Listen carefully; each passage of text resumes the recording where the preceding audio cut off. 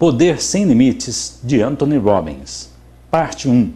Modelando a excelência humana. A riqueza dos reis. A grande finalidade da vida não é reconhecimento, mas ação. Thomas Henry Huxley. Durante muitos meses ouvira sobre ele. Diziam que era jovem, saudável, rico, feliz e bem-sucedido. Eu tinha de ver por mim mesmo. Olhei-o bem de perto quando saiu do estúdio de televisão e segui-o durante as semanas seguintes, observando como aconselhava a todos, do presidente de um país a uma pessoa com fobia.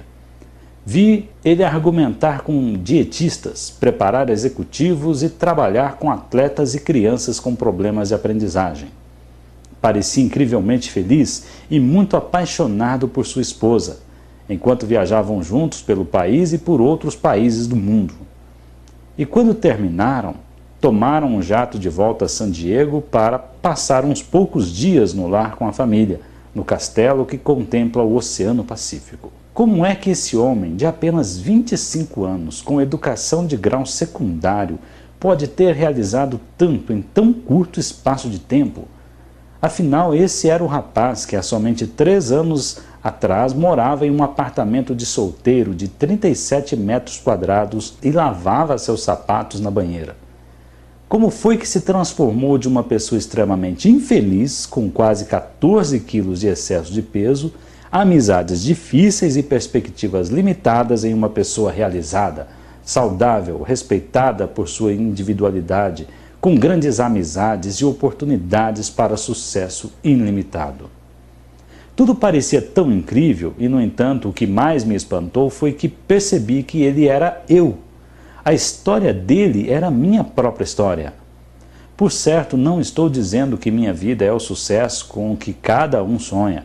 É óbvio que todos nós temos diferentes sonhos e ideias sobre o que queremos criar para as nossas vidas. Além do mais, tenho muita certeza de que aquilo que você é, onde vai e o que possui não são a verdadeira medida para o sucesso pessoal. Para mim, sucesso é o processo contínuo do esforço para tornar-se maior. É a oportunidade de continuar crescendo emocional, social, espiritual, fisiológica, intelectual e financeiramente, enquanto se contribui de alguma forma positiva para os outros. A estrada do sucesso está sempre em construção. É um caminho que avança, não um fim a ser alcançado. O objetivo de minha história é simples. Aplicando os princípios que você aprenderá neste livro, fui capaz de mudar não só a maneira como me sentia a meu respeito, como também os resultados que estava conseguindo em minha vida. E consegui fazer isso de uma maneira maior e mensurável. A finalidade deste livro é compartilhar com vocês a diferença que fez a mudança de minha vida para melhor. Espero com sinceridade que as técnicas, estratégias, práticas e filosofias ensinadas nessas páginas sejam tão eficientes para você como foram para mim. O poder de transformar magicamente nossas vidas nos nossos maiores sonhos permanece aguardando dentro de nós, e é a hora de liberá-los. Quando olho para a decisão por meio da qual pude tornar meus sonhos em minha vida atual, não posso deixar de sentir um quase inacreditável sentimento de gratidão a respeito. No entanto, com certeza estou longe de ser o único. O fato é que vivemos numa época onde muitas pessoas são capazes de conseguir coisas maravilhosas quase do dia para a noite, de alcançar sucessos que seriam inimagináveis tempos atrás. Veja Steve Jobs. Era um garoto de jeans sem dinheiro que considerou a ideia de um computador doméstico e ergueu a empresa Fortune mais rápido do que qualquer pessoa na história.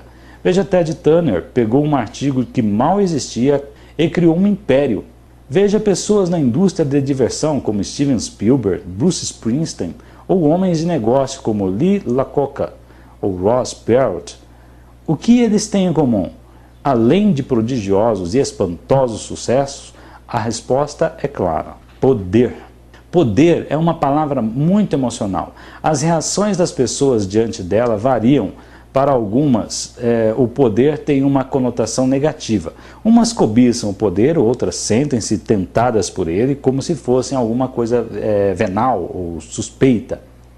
Quanto poder você quer? Quanto acha que é certo obter ou desenvolver. O que o poder significa realmente para você? Não encaro o poder em termos de conquistar pessoas. Não penso nisso como alguma coisa para ser imposta. Também não estou advogando que você deva. Essa espécie de poder raramente dura, mas você deve perceber que o poder é uma constante no mundo.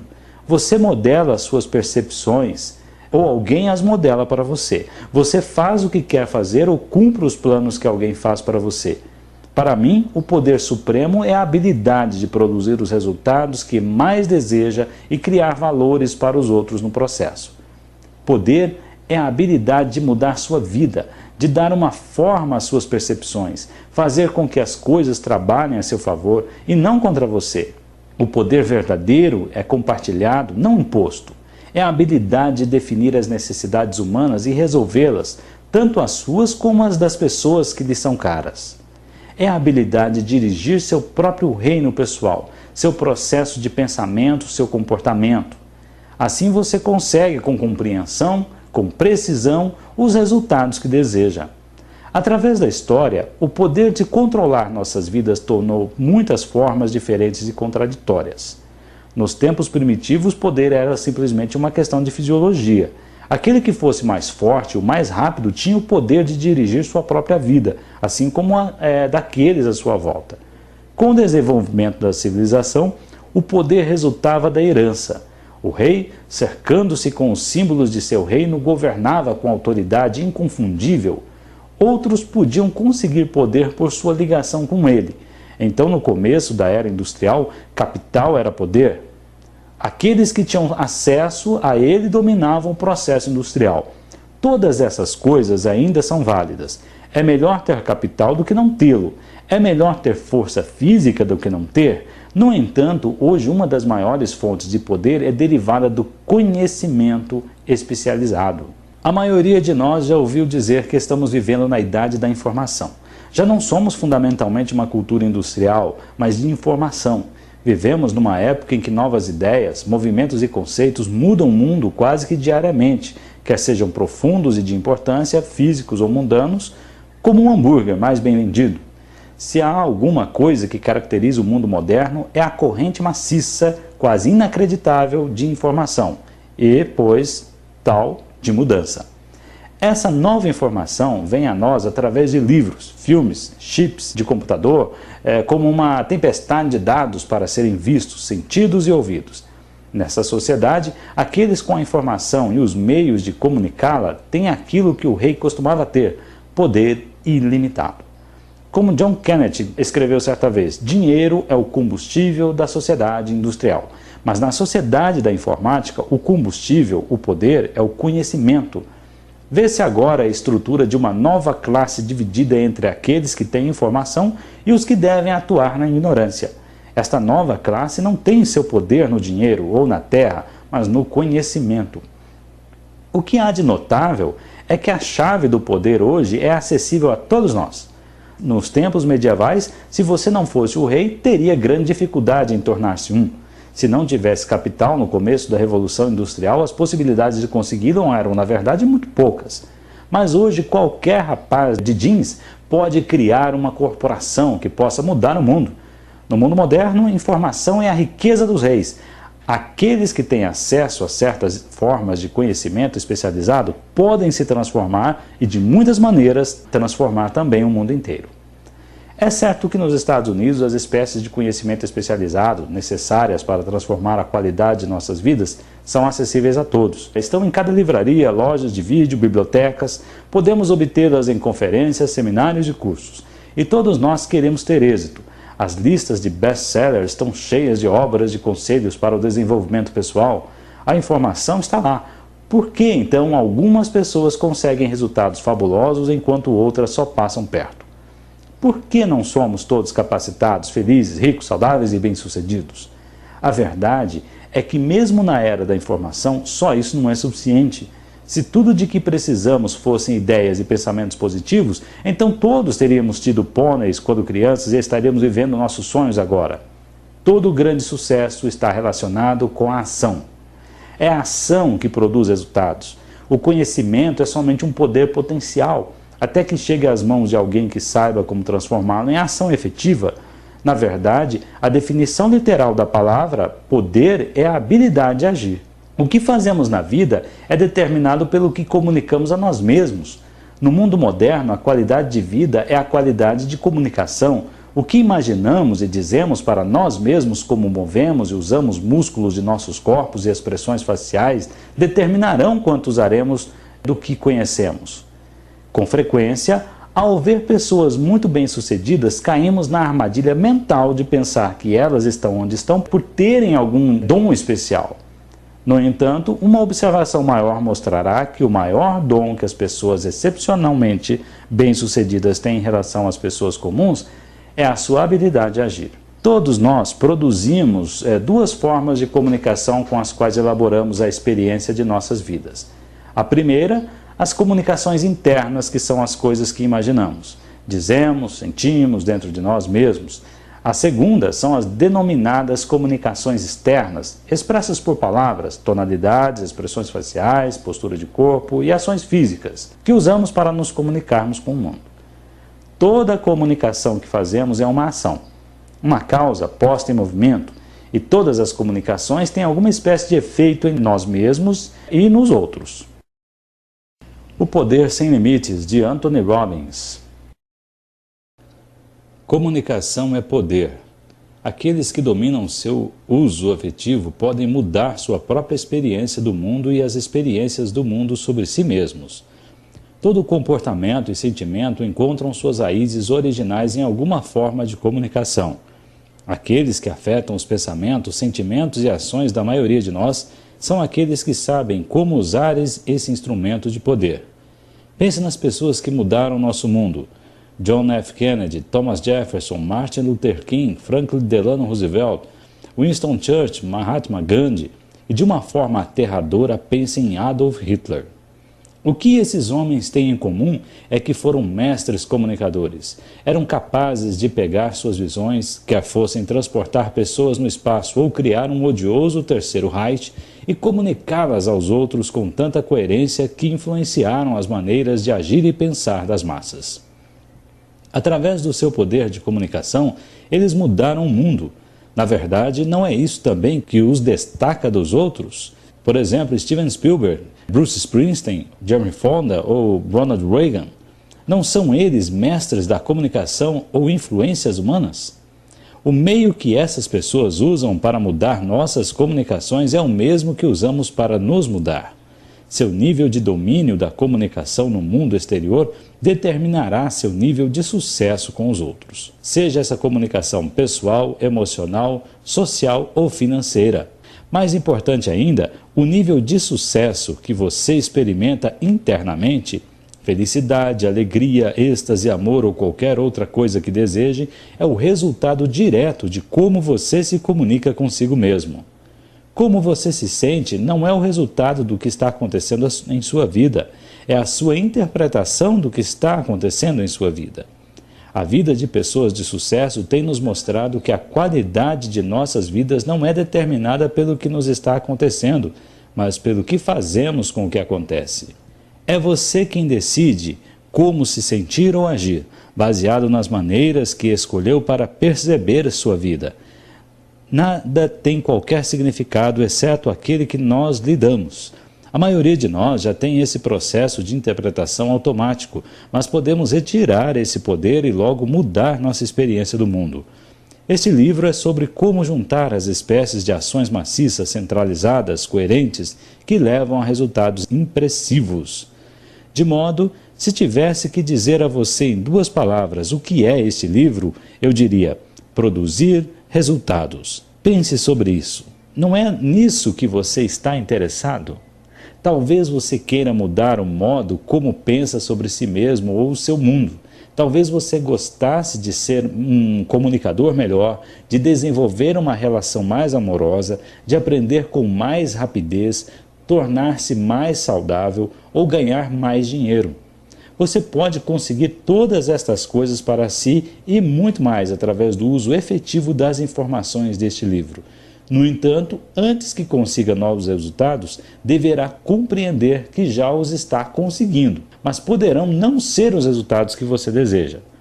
Nós, em geral, pensamos em nossos resultados mentais e na grande parte do que acontece em nossas mentes como coisas que acontecem fora de nosso controle. Mas a verdade é que podemos controlar nossas atividades mentais e o comportamento, e a um ponto tal que antes não acreditaríamos ser possível.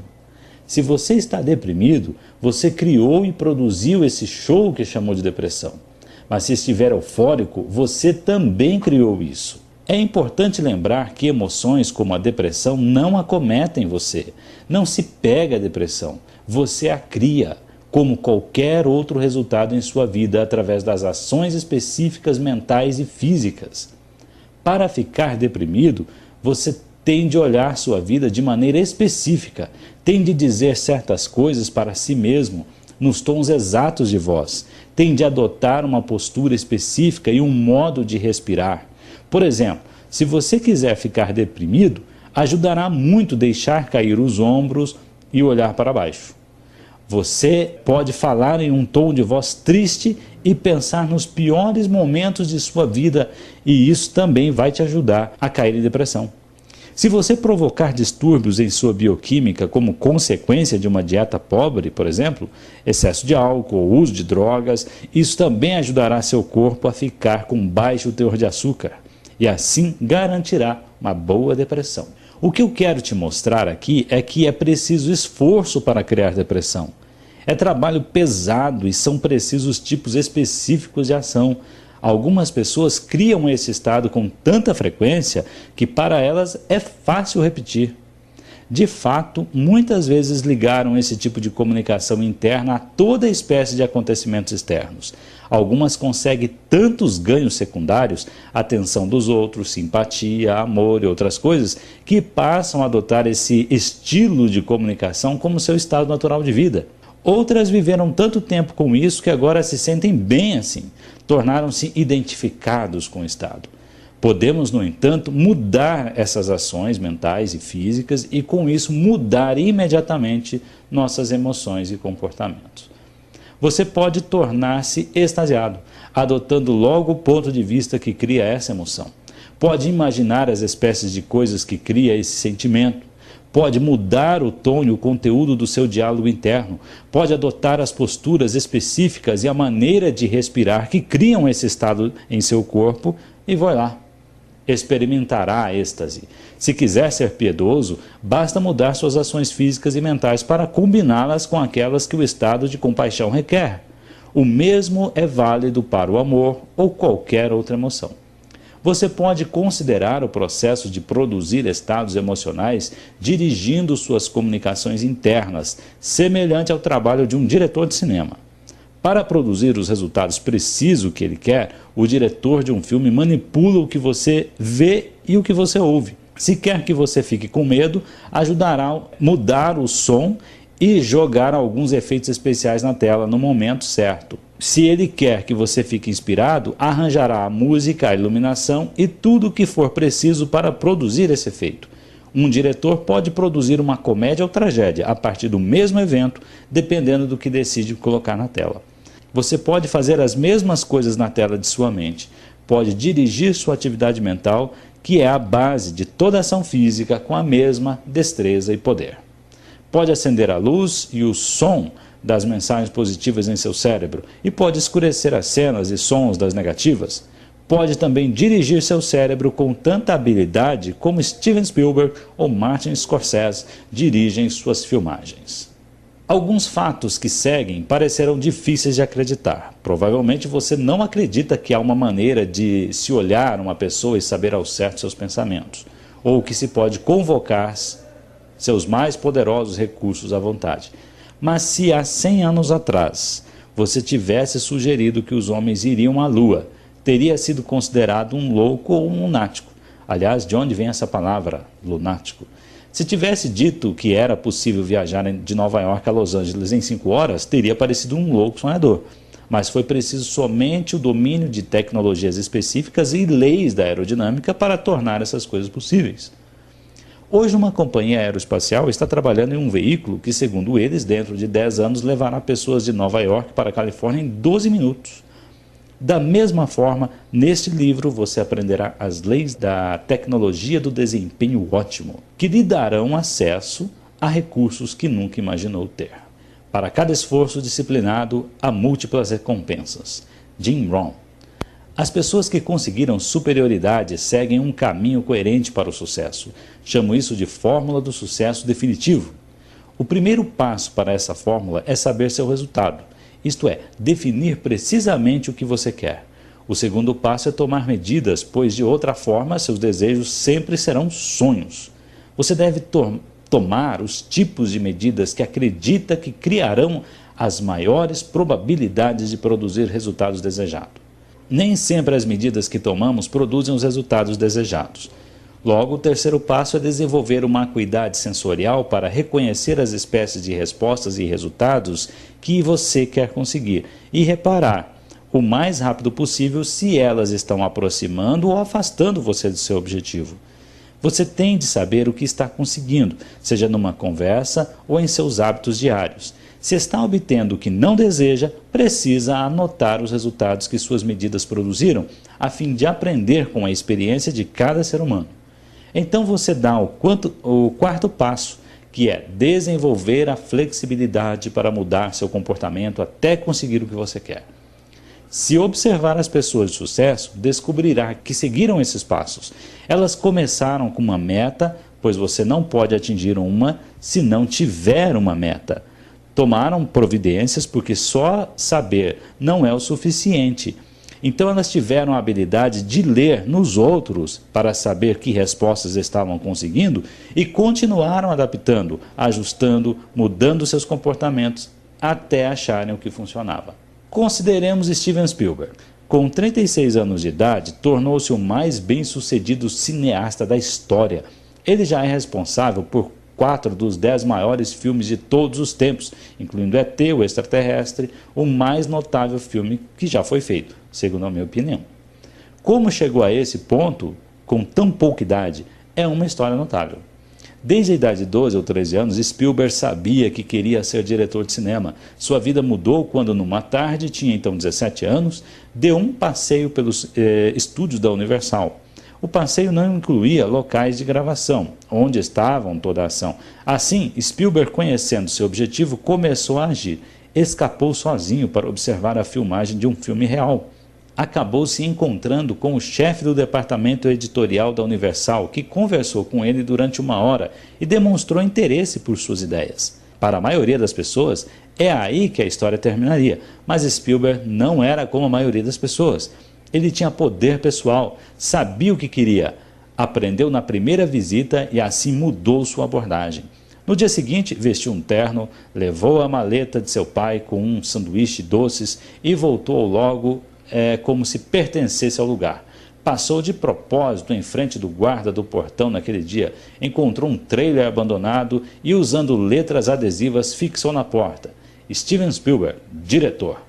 Daí então passou todo o verão junto a diretores, escritores e editores, aprendendo em cada conversa, observando e desenvolvendo mais e mais seu senso de observação sobre o que é importante para fazer cinema.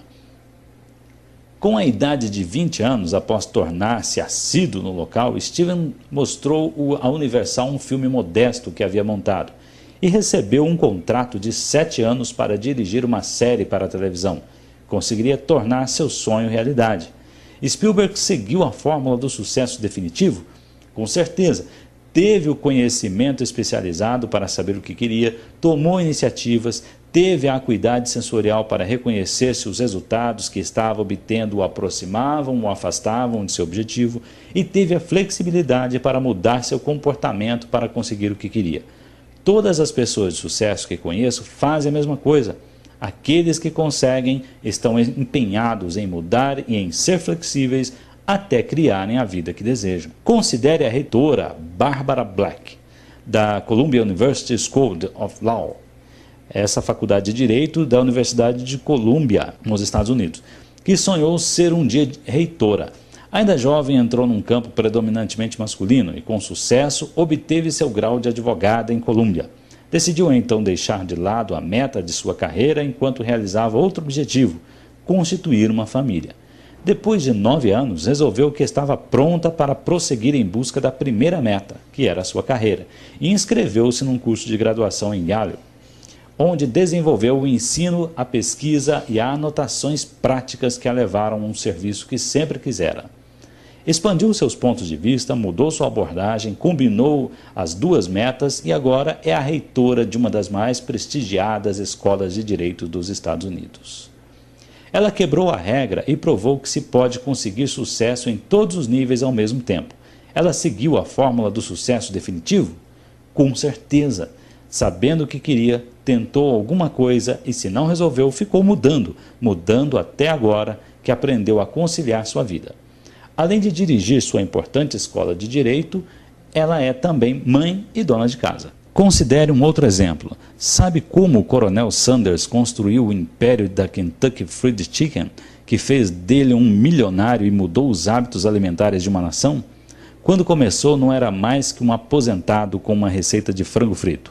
Só isso. Nada de organização, nada de nada. Tinha um pequeno restaurante que estava falido porque a estrada principal fora desviada. Então, quando recebeu seu primeiro cheque do Seguro Social, decidiu ver se conseguia algum dinheiro vendendo a receita de frango. Sua primeira ideia era vendê-la para proprietários de restaurantes e combinar de receber uma porcentagem dos lucros. Na verdade, essa não é a ideia mais realista para se começar um negócio. E as coisas foram acontecendo, não levando exatamente ao estrelato.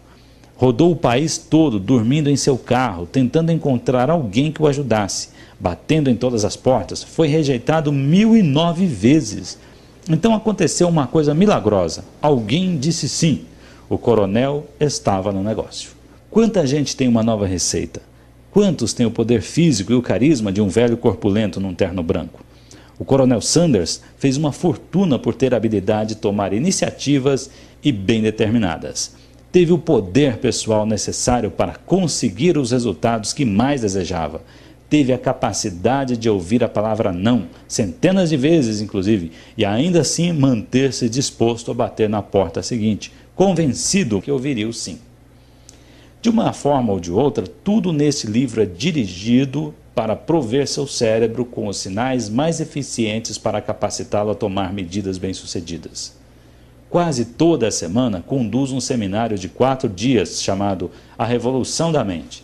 Nele, ensinamos tudo às pessoas, desde como usar sua inteligência com mais eficiência, até como comer, respirar e se exercitar de uma maneira que aumente ao máximo sua energia pessoal. A primeira noite desse processo é chamada Poder contra o Medo, e a finalidade é ensinar as pessoas como entrar em ação, em vez de serem paralisadas pelo medo. No final do seminário, as pessoas têm a oportunidade de andar sobre o fogo, cerca de 3 metros de carvões queimando, sendo que nos grupos avançados, pessoas andaram sobre 12 metros de carvão.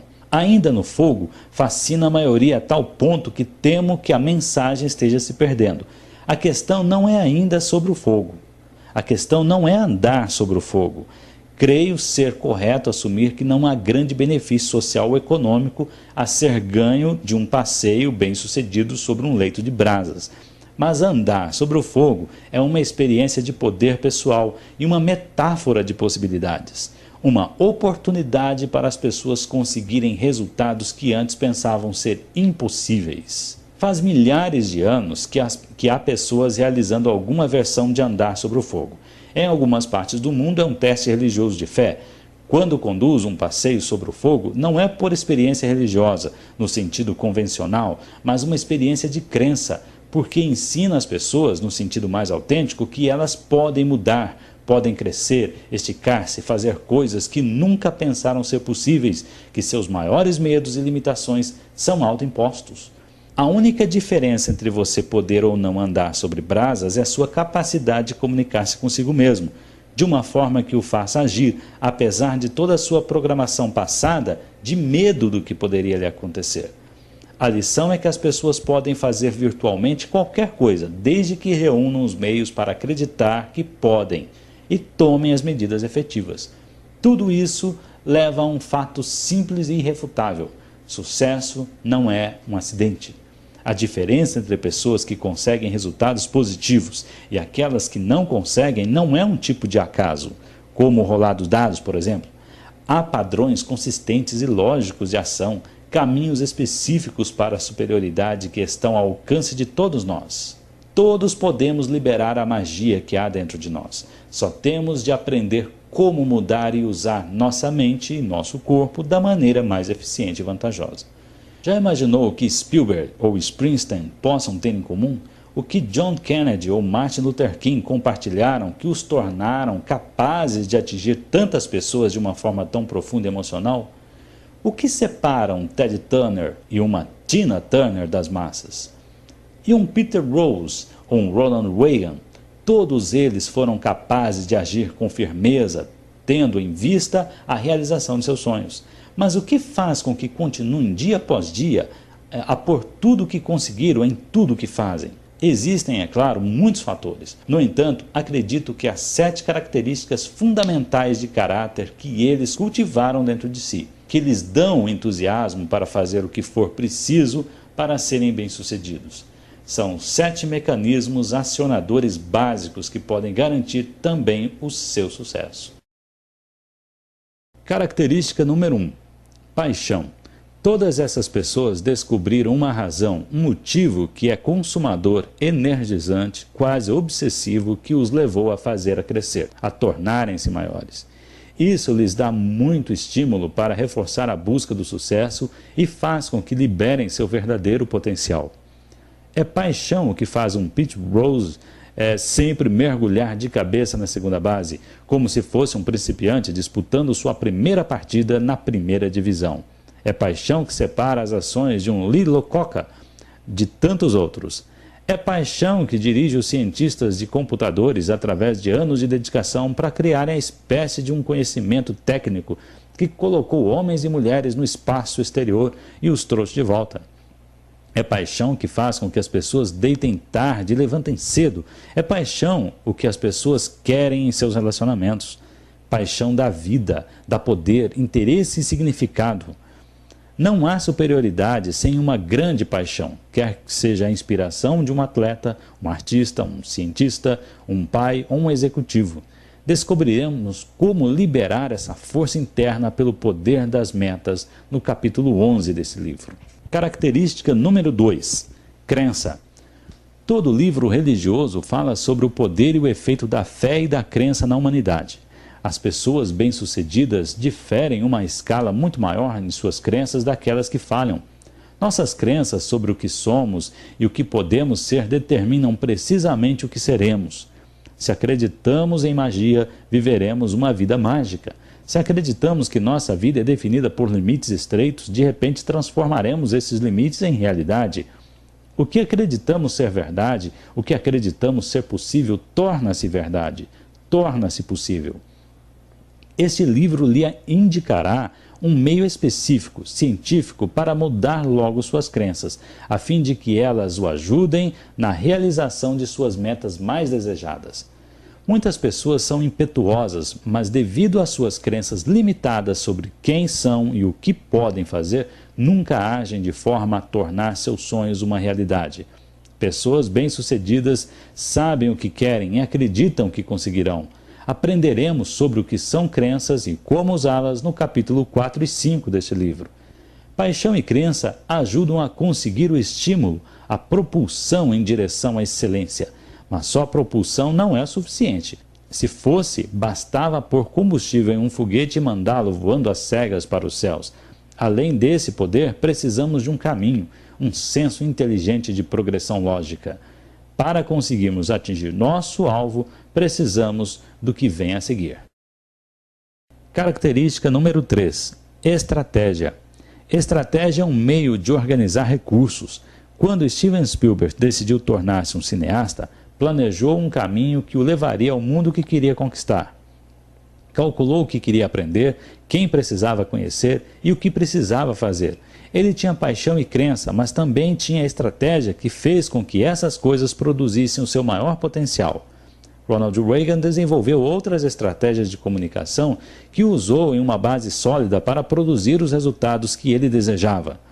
Todo grande apresentador, político, pai ou patrão sabe que não é suficiente ter os recursos para ser bem-sucedido. Deve-se usar esses recursos de maneira mais efetiva. Estratégia é o reconhecimento de que os melhores talentos e ambições também precisam encontrar o caminho certo. Você pode abrir uma porta colocando-a abaixo, a pontapés, ou pode encontrar a chave que abre e a deixa intacta. Aprenderemos sobre as estratégias que conduzem à excelência nos capítulos 7 e 8. Característica número 4. Clareza de valores. Quando pensamos nas coisas que tornaram grandes os Estados Unidos, lembramos dos sentimentos de patriotismo e orgulho, de tolerância e um amor pela liberdade. Essas coisas são valores e o julgamento fundamental, ético, moral e prático que fazemos sobre o que é importante, o que realmente importa. Valores são sistemas específicos de crenças que temos sobre o que é certo ou errado para as nossas vidas. São julgamentos que fazemos sobre o que torna a vida digna de ser vivida. Muitas pessoas não têm uma ideia clara do que seja importante para elas. Muitas vezes, os indivíduos fazem coisas que depois os tornam infelizes consigo mesmos, só porque não são lúcidos sobre o que inconscientemente acreditam ser certo para eles e os outros. Pense em Ronald Reagan, John Kennedy, Martin Luther King, John Wayne, Jane Fonda. Todos eles tinham visões diferentes, mas o que têm em comum um com o outro é uma base moral fundamental, um sentido de quem são e por que fazem o que fazem. Uma compreensão de valores é uma das mais gratificantes e desafiadoras chaves para se conseguir a excelência. Consideraremos os valores no capítulo 18. Como você deve ter reparado, todas essas características se apoiam e se entrelaçam em umas às outras. A paixão é afetada por crenças. Quando mais acreditamos que podemos realizar alguma coisa, mais estamos querendo investir em sua realização. A crença, por si só, é suficiente para conseguir excelência? É um bom começo, mas se você acredita que irá assistir ao nascer do sol e sua estratégia para realizar nossa meta é começar a correr para o oeste, você poderá ter alguma dificuldade. Nossas estratégias para o sucesso são afetadas por nossos valores. Se sua estratégia para o sucesso exige que faça coisas que não combinam com suas crenças inconscientes sobre o que é certo ou errado para a sua vida, então nem mesmo a melhor estratégia dará resultado. Vê-se isso com frequência em indivíduos que nem bem começam a ser bem-sucedidos, terminam sabotando o próprio sucesso. O problema é que há um conflito interno entre os valores do indivíduo e sua estratégia para a realização. Característica número 5. Energia. Energia pode ser o formidável e alegre desempenho de um Bruce Springsteen ou uma Tina Turner. Pode ser o dinamismo empresarial de Donald Trump ou Steve Jobs. Pode ser a vitalidade de um Ronald Reagan ou uma Katharine Hepburn. É quase impossível ficar marcando passo com vagar em direção à excelência. Pessoas de excelência pegam as oportunidades e modelam-nas. Vivem obcecadas pela extraordinária oportunidade que cada dia oferece. Há muitas pessoas neste mundo que têm uma paixão na qual acreditam. Elas reconhecem a estratégia e seus valores estão alinhados, mas não têm a vitalidade física para agir naquilo que sabem. O grande sucesso é inseparável da energia física, intelectual e espiritual que nos permite obter quase tudo o que temos. Nos capítulos 9 e 10 aprenderemos e aplicaremos os instrumentos que podem, de imediato, aumentar a vibração física. Característica número 6. Poder de união. Quase todas as pessoas de sucesso têm em comum uma extraordinária capacidade de unir-se com outras, de ligar-se e desenvolver uma relação harmônica com pessoas de diferentes procedências e crenças. É claro que há o gênio louco ocasional que inventa alguma coisa que muda o mundo. Mas se o gênio passa todo o seu tempo só, no meio da multidão, ele será bem-sucedido num nível, mas falhará em muitos outros. Os grandes sucessos, os Kennedys, os Kings, os Reagan, os Gandhi, têm a capacidade de formar laços que os unem a milhares de outros.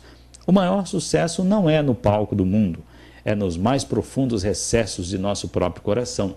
Bem no fundo, todos precisamos formar laços duradouros e afetuosos com os outros. Sem isso, qualquer sucesso, qualquer excelência é na verdade vazia.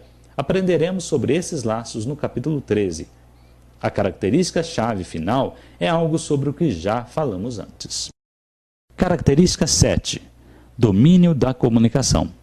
Essa é a essência do que se trata esse livro. A maneira como nos comunicamos com os outros e com nós mesmos é que no final determina a qualidade de nossas vidas. As pessoas que se realizam na vida são aquelas que aprenderam a aceitar qualquer desafio que a vida lhes apresente e comunicar a experiência para si mesmas de uma forma que as façam mudarem as coisas ao seu redor com sucesso. As pessoas que falham recebem as adversidades da vida, aceitam-nas como limitações. As pessoas que modelam nossas vidas e nossa cultura são também mestres de comunicação para os outros. O que tem em comum é a habilidade de comunicar uma visão, uma indagação, uma alegria ou uma missão. Domínio da comunicação é o que faz um grande pai, um grande artista, um grande político, um grande professor. Quase todos os capítulos deste livro, de uma forma ou de outra, têm a ver com comunicação, resolução de lacunas, construção de novos caminhos e compartilhamento de novas visões. A primeira parte desse livro lhe ensinará como se responsabilizar e dirigir seu próprio cérebro e corpo com mais eficiência do que se conseguia antes. Trabalharemos com fatores que afetam a maneira como você se comunica consigo mesmo.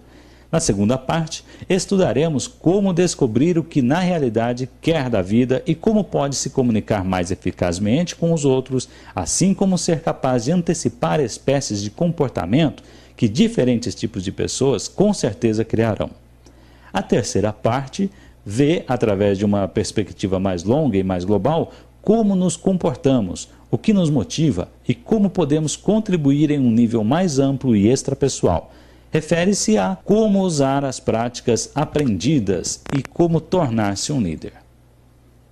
Quando escrevi este livro, minha meta original era oferecer uma contribuição para o desenvolvimento humano. Um livro que se juntaria ao que houvesse de melhor e mais recente sobre tecnologia de mudança humana. Queria armá-lo com as práticas e estratégias que o capacitariam a mudar qualquer coisa que quisesse e a consegui-lo muito mais depressa do que já havia sonhado antes. Queria criar oportunidades para que você, de uma maneira bastante concreta, logo aumentasse a qualidade da sua experiência de vida. Também imaginei uma obra para a qual você pudesse voltar sempre que quisesse e sempre encontrar alguma coisa útil para a sua vida. Sei que muitos dos assuntos sobre os quais discorri poderiam dar outros tantos livros. No entanto, eu quis lhe dar a informação completa, algo que pudesse usar em cada área. Espero que este livro cumpra sua finalidade. Quando os originais estavam prontos, os primeiros a lerem foram muito positivos, com apenas uma ressalva. Disseram: você tem 2 livros aqui, por que não os separa? Publica um agora e anuncia o outro como continuação um ano mais tarde. Minha meta era atingir o leitor com as melhores informações e o mais rápido que pudesse. Não queria dar essas informações uma de cada vez. No entanto, tornei-me ciente de que muitas pessoas sequer chegariam às partes do livro que penso serem as mais importantes, porque foi-me explicado que pesquisas revelaram que menos de 10% das pessoas que compravam livros leem eles do primeiro ao último capítulo. A princípio não podia acreditar nessa estatística, então lembrei-me de que pelo menos 3% da população norte-americana é independente financeiramente. Menos de 10% tem metas definidas. Só 35% das mulheres americanas, e até menos homens, sentem-se em boa forma física, e em muitos estados, 1 em cada 2 casamentos terminam em divórcios. Só uma pequena porcentagem das pessoas vive de fato a vida de seus sonhos. Por quê? É preciso esforço, é preciso ação firme. Perguntaram então certa vez a Booker Hunt, o bilionário do petróleo do Texas, se ele tinha algum conselho que pudesse dar às pessoas sobre como ser bem-sucedido.